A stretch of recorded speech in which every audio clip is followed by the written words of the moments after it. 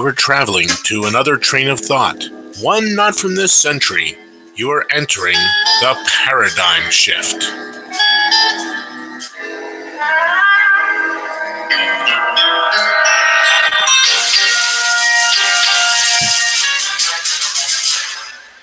Well, that's the fun of producing your own show.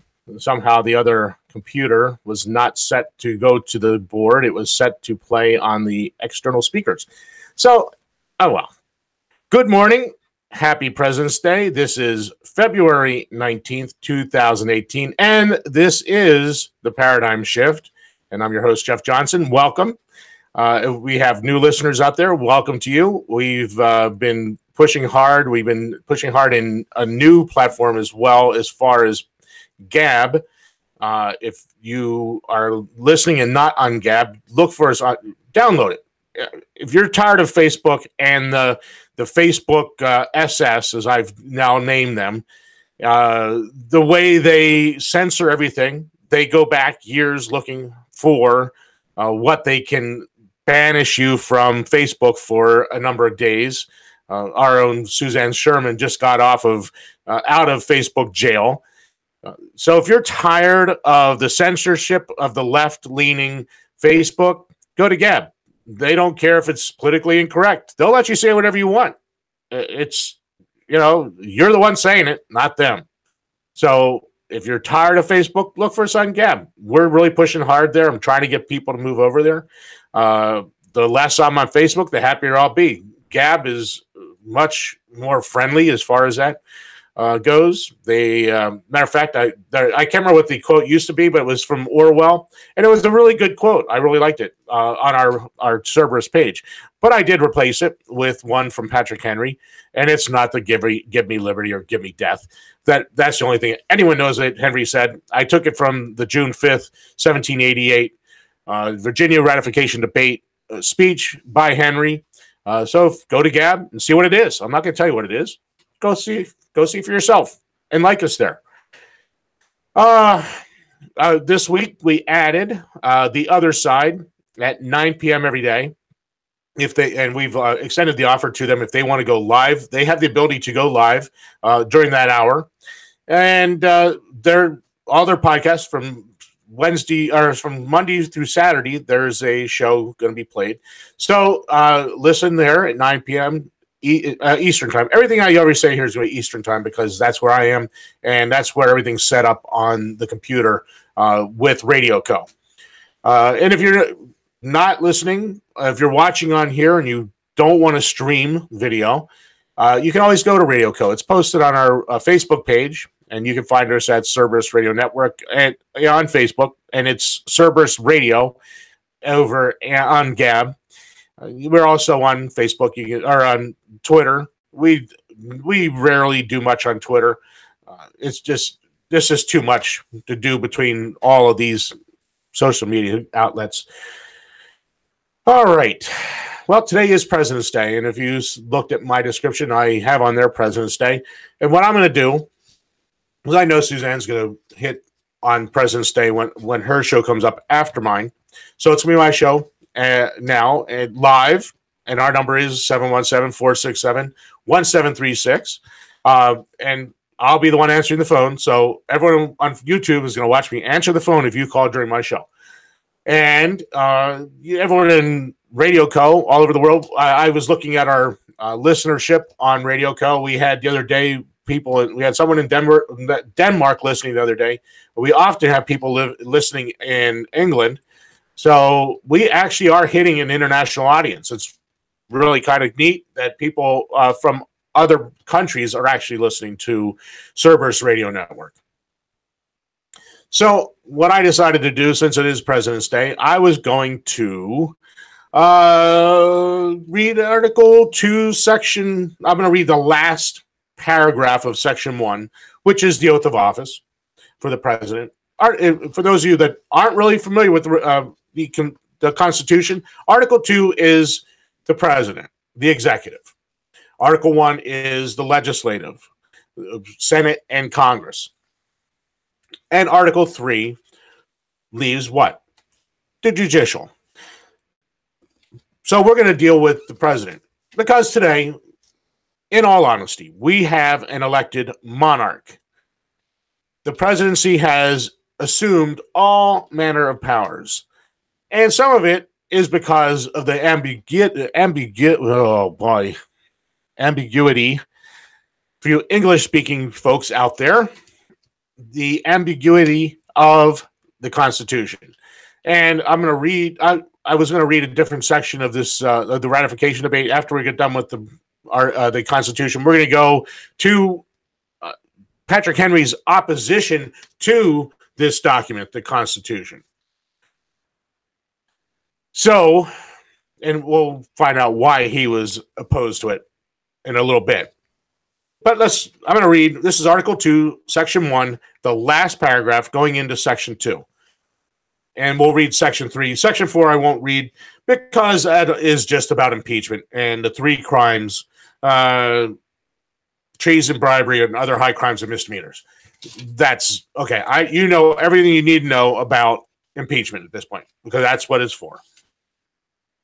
So I'm just going to read Section 2 and Section 3. So starting off in Section 1, and this is the last paragraph. Before he enter on the execution of his office, he shall take the following oath or affirmation. I, state your name, do solemnly swear or affirm that I will faithfully execute the office of President of the United States and will, to the best of my ability, preserve, protect, and defend the Constitution of the United States. That was it. There was no other. That's the whole thing that's prescribed by the Constitution. So Section 2 starts off, and this is where the powers that are delegated to the president by the states. Again, let's back up just a moment and discuss what this document was. Sorry about that. Let's hold it up this way so that it's not my middle finger on it. Sorry about that. That was completely unintentional. This was a compact between the states. What is a compact? It's a contract. They entered into it freely, knowing that they could leave it freely. So when the South seceded in the 1860s, they did so legally because they voluntarily acceded, another big word, acceded to this compact, and they voluntarily seceded. That means they entered in and they went out. And that's all this is a contract between the states. It's not the law of the land. I know that will shock some of you. This is not the law of the land. All this is a blueprint. It's a blueprint for government. What's Article 1, Section 1?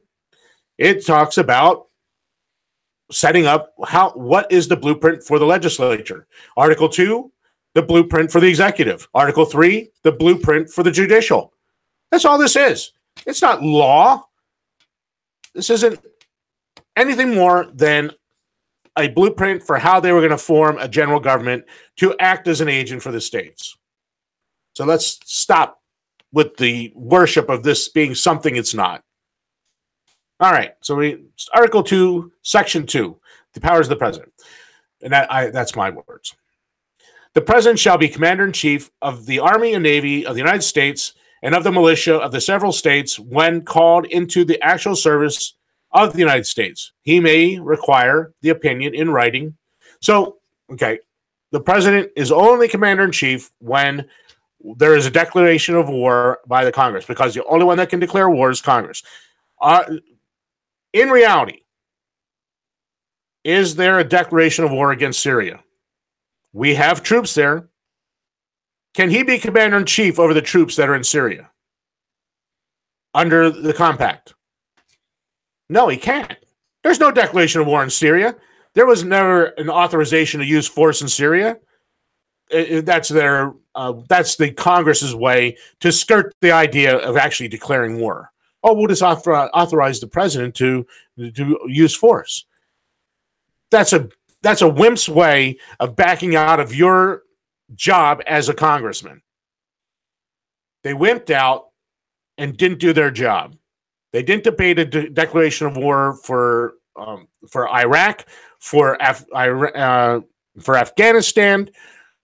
They've never had a authorization of force for Libya or any other of these places. Yemen, where we're supplying troops and bombs and everything else to kill people. There's no declarations of war. None. So can he be commander-in-chief if there's no declaration of war? No, he can't, because it's only when there's a need for the army to be there because Congress declared war, and we don't have one. So here we are, killing people all over the world, and we don't even bother to do what the blueprint for our government says we have to do. So much for this, it's just words. All right. And that's why Patrick Henry was so against it.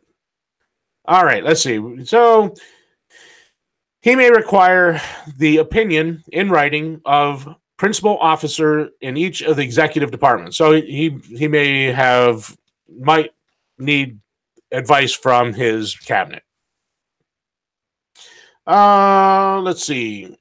Upon any subject related to the duties of their respective offices. So the Secretary of State may send something in writing over the president explaining what they're doing somewhere. And he shall have power to grant reprieves and pardons for offenses against the United States, except in cases of impeachment. And if we go back and find what are the only 3 crimes that are described in the Constitution that the states gave the general government authority over. No one know? Okay. It's counterfeiting, treason, and Suzanne, I just drew a blank on the third one. That's why it took me so long, because I had the first 2, but I can't think. What was the third one that they were given authority to? She must be away from her. There's 3. I'm not going to go back and find it at this moment. But that's it. So those are the only things he has the authority to give pardons over. You commit a state crime, he doesn't have the authority because it's against the United States. What's the third crime there, Suzanne? It's treason, counterfeiting, and crimes in the high seas. Never mind. Piracy on the high seas. Piracy. It just popped in my mind just then. Piracy's on the high seas. So, and it's always good having you there, though, to back me up because I am getting older. I do have brain freezes now and again. All right. So that's the only. I'm older than you. Knock it off. No, you're not. You're only 39. Stop it. Anyway, so he can give pardons and reprieves against for crimes against offenses against the United States. So he really cannot. He's not granted authority to reprieve, give pardons for crimes where people are convicted in a given state for a state crime. And the only thing he can't do on the federal level would be in cases of impeachment. He shall have power by and with the advice and consent of the Senate to make treaties, provided 2/3 of the senators present concur.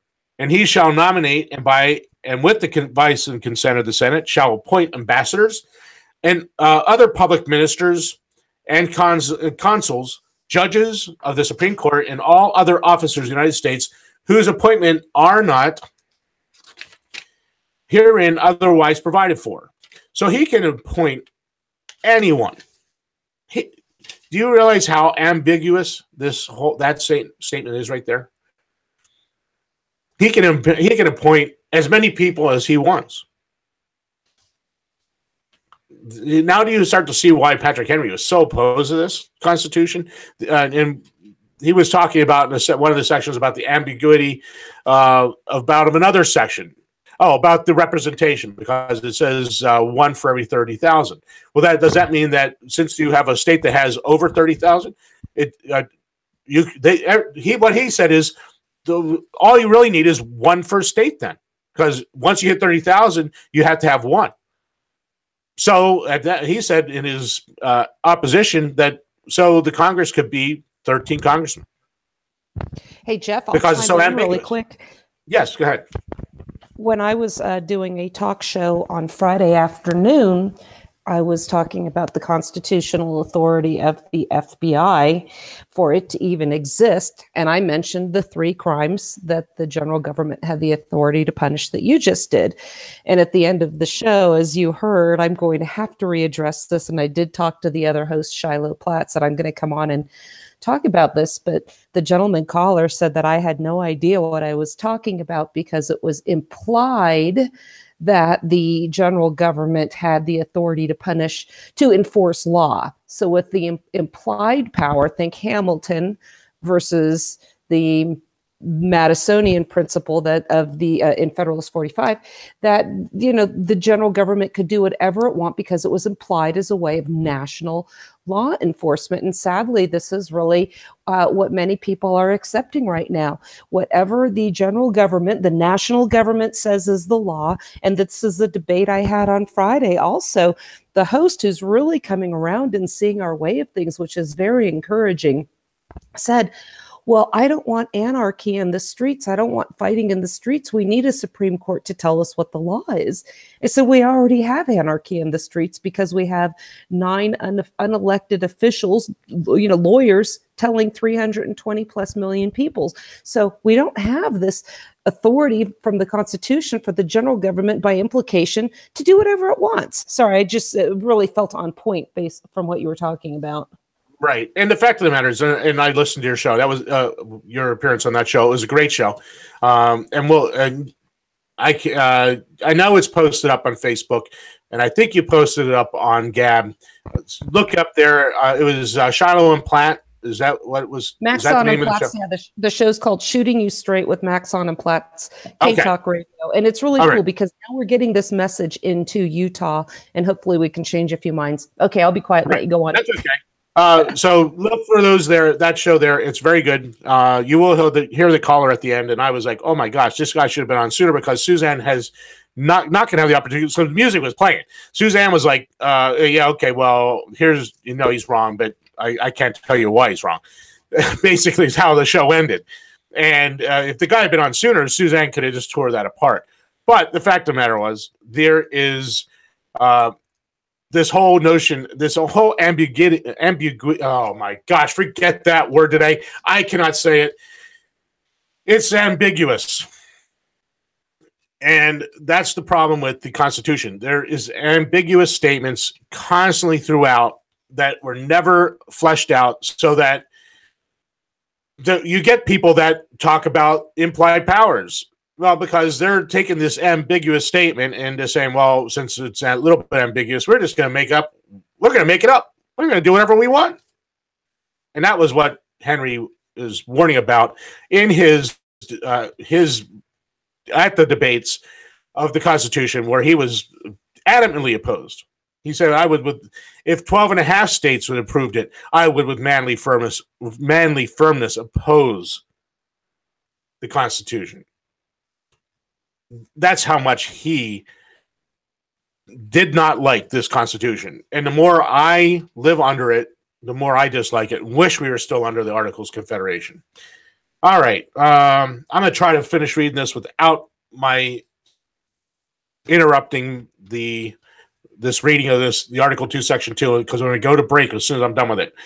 The president, Article 2, Section 3, he shall from time to time give to the Congress information of the State of the Union and recommend to their consideration such measures as he shall judge necessary and expedient.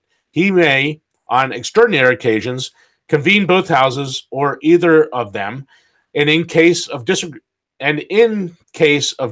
between them with respect to the time of adjournment, he may adjourn them to such time as he shall think proper, and he shall receive ambassadors and other public ministers.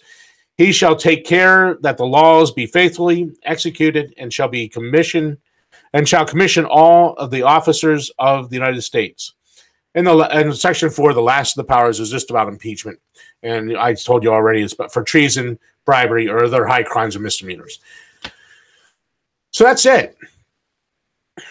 So insert your favorite executive power, and is it there? It, quite honestly, there's very little there. In Article 1, Section 1, it says that his job is to faithfully execute the laws. Does he make law? No. The Congress makes laws. So and our last president, and even this president, when there's a law in the books that they don't like, in the case of Obama, he didn't like a lot of the immigration law, and he just ignored it. Was he faithfully executing the law of the United States? No. He was being unfaithful to his oath of office. All right, it's break time. Went about a minute long. That's the powers that were delegated to the executive by the states in the compact, in this blueprint for government. And that's all it is. Again, this is just a blueprint for government. This isn't the law of the land. This isn't designed to rule over the states. Read the Virginia and Kentucky resolutions of 1788. And then you'll find out what Jefferson and Madison really thought about who is the final arbiter. Suzanne was just talking about this other talk show host saying we need the Supreme Court to tell us, well, what the law is. No, we don't. We need the 50 states to act like states, and they are the final arbiters of what is in the compact and what isn't. So when the Supreme Court mandated that Obamacare go into effect, did the states need to obey that? Because it's blatantly unconstitutional. Did the states need to acquiesce to the federal government? No, they did not. They are the final arbiters. Had the states said no, and there's an example of this in recent history, the Real ID Act, the states defied the federal government, the majority of them. It was like only like 29 states that did. So a bunch of them said no and did not obey the Real ID Act. That is what federalism is supposed to be. The states said no. And so it was really never implemented. It's getting closer to being implemented now. And they're going to, the federal government's going to rule they're going to have everything about our lives. They already did with our medical bills, our medical records and everything else. They now have everything about us medically, and because it's on computers and they have access to it all. All right. I really am going way over here. Let's just go ahead. Let me get to the break here, pull it up. And this is the paradigm shift on the Service Radio Network, defending liberty from the flames of tyranny.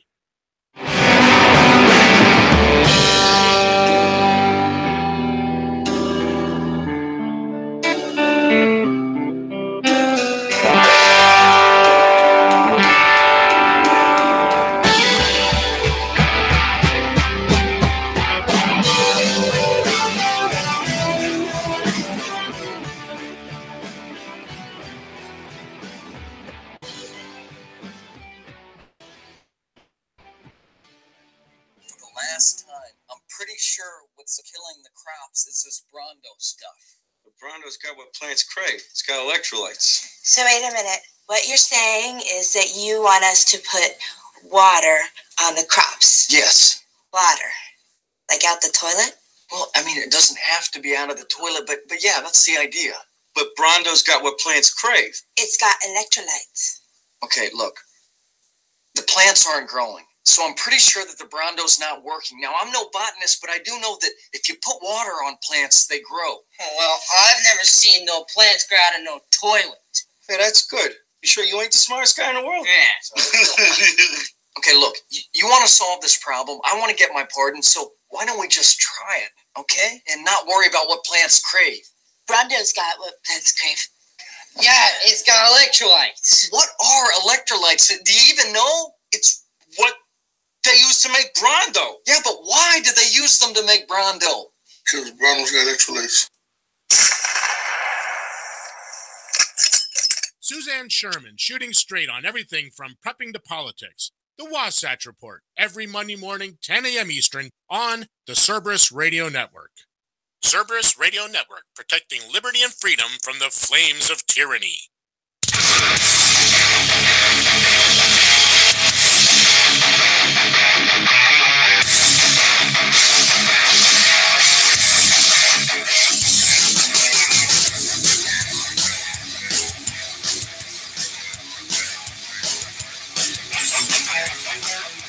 Well, welcome back to the Paradigm Shift here on the Cerberus Radio Network. I kept pointing over at Patrick Henry. I'm going to grab Patrick Henry here and bring him out, let him loose for a few minutes. It is almost halfway through the show. Didn't intend to go that long with the Article 2, but it was kind of important. This is President's Day. Welcome. This is the February 19th, 2018 Paradigm Shift on the Cerberus Radio Network. So anyone that joined us after the break, welcome. I'm going to pick up here with Patrick Henry. Again, this is from the Virginia ratification debates, the ratification to convention. This is a speech that Patrick Henry gave on June 5th, 1788. Let's see here. Let's start here. Hence, it appears that 3/4 of the states must ultimately agree to any amendments that may be necessary. Let us consider the consequences of this. However charitable it may appear, yet I must tell you my opinion that the most unworthy characters may get into power and prevent the introduction of amendments. Let us suppose, for the case of supposable, possible, and probable, that you happen to deal those powers to unworthy hands. Will they relinquish powers already in their possession or agree to amendments? Let's just stop there for a second. We just finished 8 years of Obama, before him 8 years of Bush, and before him 8 years of Clinton. Just think. The powers that these presidents have conferred upon themselves, the things that they have done, unfortunately for us, they relinquished their powers. They didn't go beyond their 8 years. But in reality, the elected king has picked up where the last one left off. And this federal government, is there any relinquishment of power? Is there any desire to stop stealing our money and relinquish the power they already have taken from us? I have a story here. Okay, here we go. So Trump says he backs 25 cents per gallon hike in the gas tax for infrastructure. I talked about it last night. Do we see any backing off from stealing what they're already stealing? They gave us a supposed tax cut, but they're going to turn around and they're going to find other ways to steal it. If they put this gas tax in, it's just going to be they're going to directly destroy your buying ability. Again, with that, the other thing is the hidden tax. I posted a story the other day from Ron Paul about inflation. That is the hidden tax. The more they print money, the less your money's worth. It destroys your buying power. You look at the prices of things 100 years ago and the prices today. That is a function of the money they're printing. That's the devaluing of the dollar. This government is taxing you, and you don't even know it. The vast majority out there have no clue what the Federal Reserve is doing to you in a form of a tax. That's hidden from you. The printing of money is destroying your ability to buy things. You may make a little bit more money, but your money is not going as far. And I bet that just about everyone out there can attest to that. So, do we have a government that's going to willingly give up power? No. But if we try to push for an amendment to the Constitution to curb their powers, are they going to willingly allow that to happen? I'm thinking probably not. So Patrick Henry is correct here. We're going to get people in there that aren't very trustworthy and that are going to want to keep their power. Heck, look at Pelosi. Look at John McCain. How many years has he been there? He's not going to give up his power. He's going to probably die in office. If 1/3 of these be unworthy men, they may prevent the application for amendments. But what is destructive and mischievous is that 3/4 of the state legislatures or the state conventions must concur in the amendments when proposed. In such numerous bodies, there must necessarily be some designing bad men. To suppose that so large a number of 3/4 of the states will concur is just to suppose that they will possess genius, intelligence, and integrity, and approaching to miraculous. He was quite a speaker, and I mean, quite honestly, he's right. It's going to be close to miraculous if you could get 3/4 of the states to agree. I know there's a lot of discussion. I know there's people calling for convention of states. At one time, I was one of those ones that was calling for it. A guy I used to listen to quite often had a big symposium on an Article 5 convention. And I wholeheartedly agreed. I felt that was the only way we're going to change this. Well, in reality, even Patrick Henry realized that that was a futile job. It was a futile attempt. So if it is futile, and he's right, it is futile. We're not going to change them because we have people that have bad intentions in Washington, D.C. So if that's the case, then what are we going to do?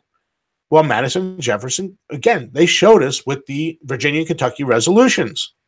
The states need to nullify, to interpose. So the answer is there. The states need to step up and act like states. The problem is they're in the wallet of the federal government. So that is the problem. The states are financially invested in the theft and in the malfeasance of the general government. So that is the problem. So what do we do? Then maybe it's time. I mean, think back to when there was 6 counties in Colorado that wanted to secede. There's a possible answer. I think those people had it right. Unfortunately, they couldn't get all of them. I think like 4 of the 6 voted to secede. And why they didn't leave, I have no idea. They should have left. The only problem with those 4 counties is they're pretty well landlocked. So they were in a situation where it was probably pretty tough for them to have trade and do other things. The federal government probably would have done something to, especially at that time, because who was president. Again, bad people that aren't going to let go of power. All right, let's see here. Approaching on miraculous. It would indeed be miraculous that they should concur in the same amendment, or even in such as would bear some likeness to one another. For 4 of the smallest states that do not collectively contain 1/10 of the part of the population of the United States may obstruct the most salutary and necessary amendments. Nay, in these 4 states, 6/10 of the people may reject these amendments, and suppose that the amendment shall be opposed. The amendment shall be opposed. Shall these 4 states 6/10 shall be opposed to amendments, which is highly probable. It is possible that 3/4 can ever. It is possible that 3/4 can ever agree to same amendments. A bare majority of 4 small states may hinder the adoption of amendments, so that we may fairly and justly conclude that 1/20th part of American people may prevent the removal of grievous inconveniences and oppression by refusing to accede to the amendments. A trifling minority may reject the most salutary amendments. In this an easy mode of securing the public liberty is, sir, a most fearful situation when the most contemptible minority can prevent the altercation of most oppressive government. For it may, in many respects, prove to be such. Is this the spirit of republicanism? So think about this. At that time, it was 4. Think about the northeastern states, the western states. You could not get past the Northeast and the West and make an amendment. So liberals could keep us from doing away with the most oppressive and terrible things that are going on. That's one of the reasons why Patrick Henry opposed the Constitution. Patrick Henry, again, please go find the ratification debates in Virginia. Read Patrick Henry. I read to you a few weeks ago, Brutus 1. Read Brutus. He has multiple writings as well. We'll go back and see Brutus again. There's some other writers, that the so-called anti-federalists. We'll get into them as well.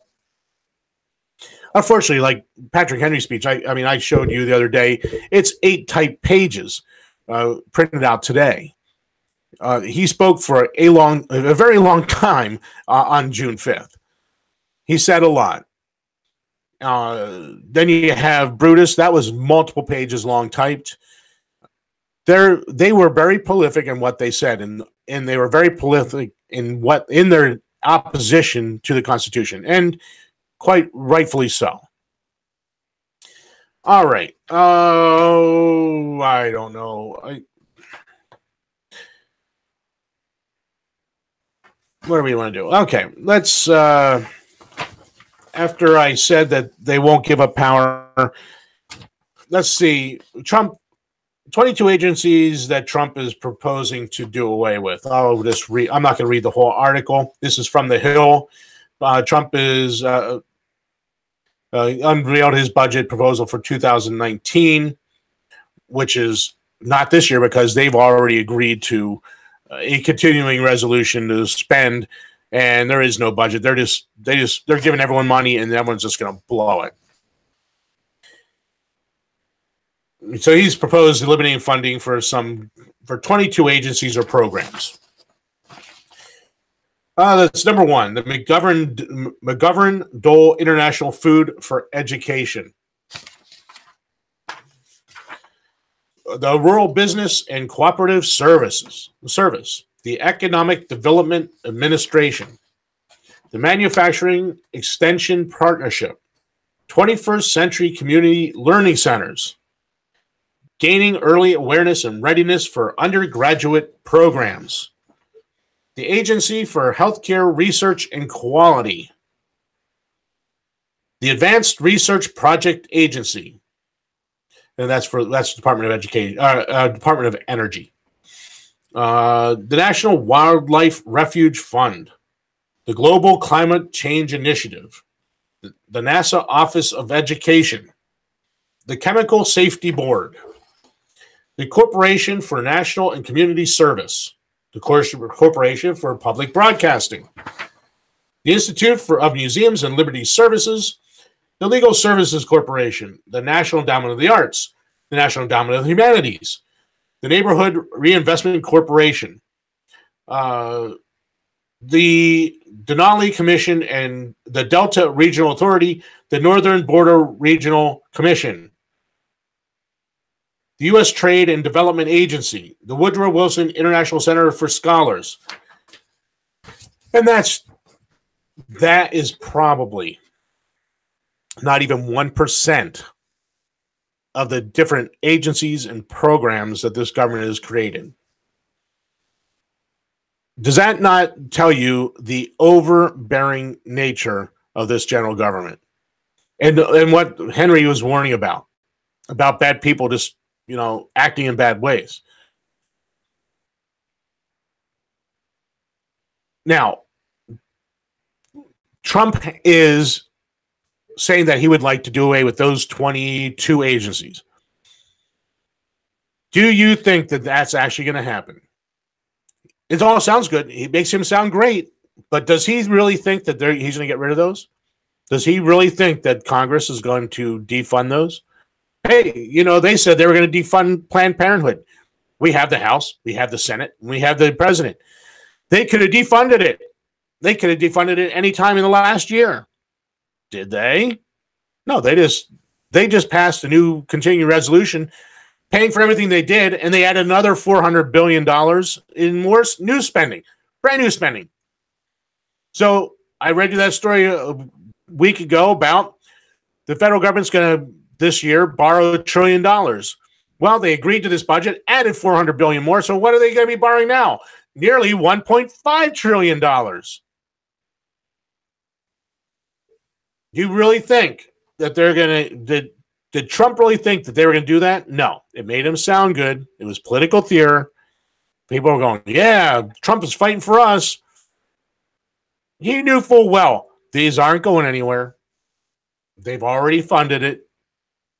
And like I said, did they defund Planned Parenthood? The Republicans swore up and down last election cycle, give us the power. We'll defund Planned Parenthood. They had the power. Did they do it? No. All right, let's take a break. And then we'll come back for the last segment. I'm going to talk about the media, I think, a little bit. That's my next story I have sitting here. Well, this is the paradigm shift. Oh, that's the wrong mouse. See, this is the fun of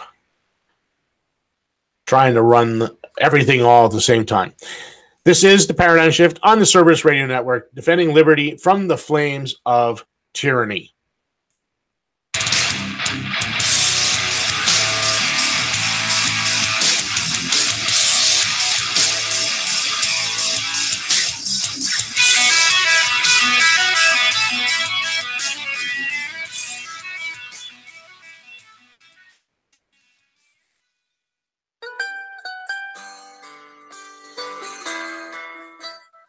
Looking for a new custom camo dress or scarf? Tailgunner Apparel. Looking for bath and body products for women and men? Tailgunner Apparel. Looking for bed scarves and custom home products? Tailgunner Apparel. Look awesome and feel even better. Tailgunner Apparel on Facebook or at tailgunnerapparel.etsy.com. That's tailgunnerapparel.etsy.com. Made love and then you cried. Remember when? Cerberus Radio Network, protecting liberty and freedom from the flames of tyranny.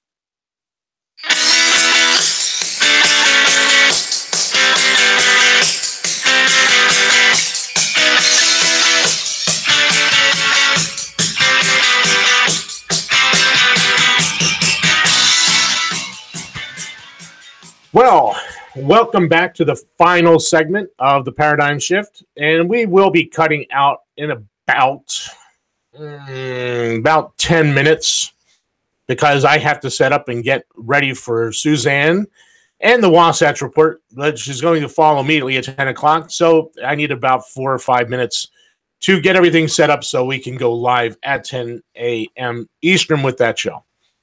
Please stay tuned. For those of you that are listening, it's going to be a good show. I know she's going to talk a little bit of President's Day. I'm not quite sure what else she's going to have today, but I'm looking forward to it. I know it'll be another good episode. So please stay tuned at 10 a.m. and we'll have another live hour of radio here on the Cerberus Radio Network. All right. This is the Washington Examiner. This is an opinion piece. This isn't news. It is by an Eddie Scarry. Universal Truths About Media in 2017. I don't agree with everything in this story or this opinion piece, but it is pretty thought-provoking. There's some ideas in here that will make you think a little bit. New year, new media, ? Good luck with that. As the first full year of President Trump's time in office wraps up, there's absolutely no indication the national media want to do anything different, even if there's every reason they should. Out of the major newspapers, the Wall Street Journal's opinion page stands alone in providing anything that even looks sort of like a reasonable perspective on the still young White House. The Washington Post, New York Times, USA Today still refuse to employ a single columnist that won't begin each piece with anything less than, "Mr. Trump, you are a liar." CNN this year had to retract one story and significantly modify a second one. Both were related to Trump and Russia. After it turned out that the former wasn't supported by any facts, otherwise often referred to as fiction. The latter was inaccurate to the point of libel. Brian Ross, with his apparent lifetime tenure at ABC News, was suspended in early December after he once again reported catastrophically wrong information about Trump and, of course, Russia. These are the universal truths about the media in 2017. Activism at news outlets is fine. In what the New York Times editorial page editor called an experiment, the popular the paper once used one of its Twitter accounts in November to urge its 650,000 plus followers to call Republican senators and push them to vote no against a GOP-backed tax bill. It's not unusual for the opinion pages to take sides on an issue, but to spend a full day blasting out the office phone numbers of specific senators over one piece of legislation is new. The paper attempted to cover its activism by sending the tweets out from its opinion account. But the account represents the New York Times commentary side, not a named individual or columnist. CNN White House correspondent Jim Acosta, who saved democracy when he challenged the administration's immigration plan by quoting a cliche poem, said in a radio interview that the media need a different kind of playbook when it comes to covering Trump. Like an old lady who feels sassy ordering a sex on the beach, Acosta defined his new journalism rules as, "That means at times, I bring a little attitude to what I do on a daily basis." Acosta may be harmless on his own, but when the sea of media decides to rewrite the standards for covering a presidency to assume an quote-unquote attitude, it's time to accept that they're no longer journalists, they're activists. So far, is this guy absolutely spot on? Do we have a media that's reporting the news, telling you the who, what, when, and where? No. We have activists. They have an agenda, and they push their agenda. What is their agenda? They're Marxist. They're all a bunch of Marxist, communist, socialists. And that's what they're pushing. And quite honestly, if you're sending your kids to the public indoctrination camps, schools, that's what they're being taught there too. You're sending your children off to become good little socialist status. That's why you hear us talk often about homeschooling. It's your opportunity to do your little bit of secession. We don't have very many ways we can secede. Do I have a way? Can I secede from, if they raise 25 cents a gallon gasoline tax, can I secede from that tax? No, I have no way out of it. Can I secede from they're stealing my wealth through my payroll deductions? No. But can you secede from the public indoctrination camps? You certainly can. We need to start seceding. And if you start raising your children up not to be good little statists and not to be good little socialists, we may not be able to make significant changes in this generation. But coming generations will have the opportunity to make change because there'll be more of them that aren't good little socialists. But the media today is an activist organization. They're not there to give you the news. They are there to frame the news in such a way to get you to maintain your good socialist standing. Second thing, everything Trump says is controversial, even when it's not. In September 2016, then President Obama acknowledged that now former NFL quarterback Colin Kaepernick may be kneeling for the national anthem in earnest, but he said that Kaepernick should listen to the pain that may cause someone else who, for example, had spouse or a child killed in combat. It wasn't controversial to stand up for the country's most recognized symbol until Trump did it, at which point it became racist. The Washington Post liberal blogger Greg Sargent said Trump's criticism of NFL players kneeling fit into the pattern of attacking high-profile African Americans to feed his support belief that the system is rigged for minorities. The NFL is not an exclusively black league, and patriotism isn't racially divisive, but that's the nuance that doesn't feed a fake controversy instigated by reporters.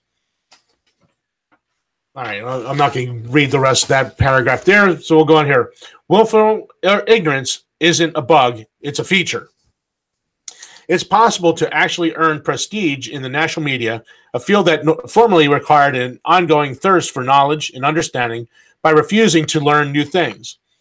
In November last year, New York Times columnist Charles Blow bragged that he refused to meet with then-President-elect Trump after the election, though he had come to the Times newsroom for an interview with staff. It's more important for Blow that he stay ignorantly angry rather than learn anything that might change his mind from a face-to-face meeting.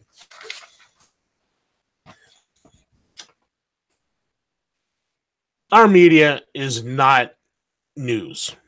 It is all propaganda.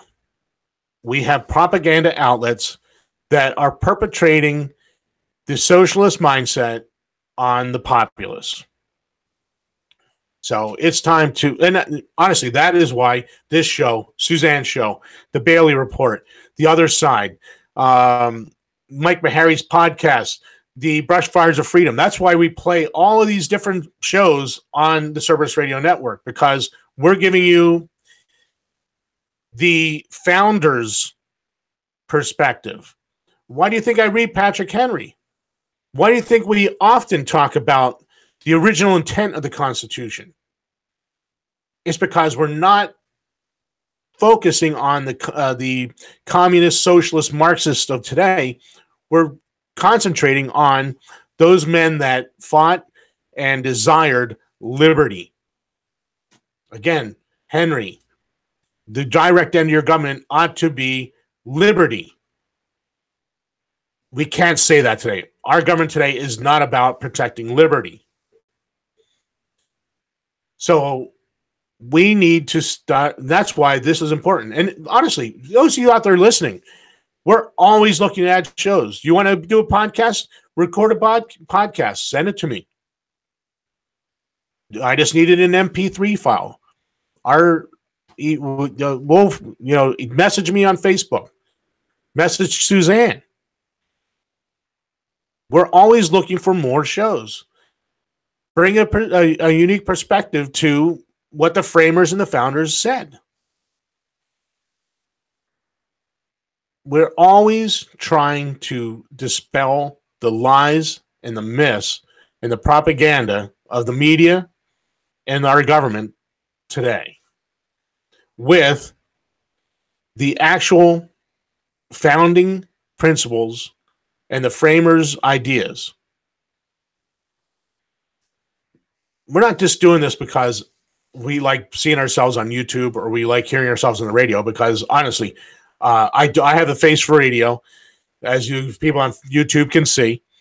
And I'm not terribly polished as a radio man.